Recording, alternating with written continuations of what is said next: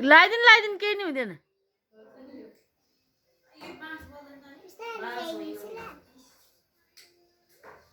अर्को आउनुलाई दियो, अर्को पनि दियो।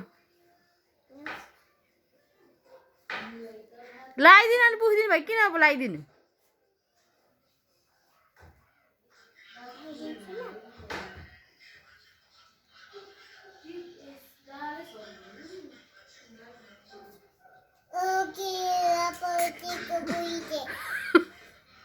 के भयो अरे?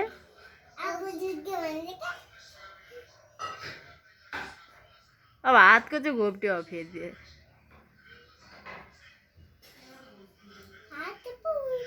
किन पस्दियो फेरि? राम्रो भइरहेको थियो र।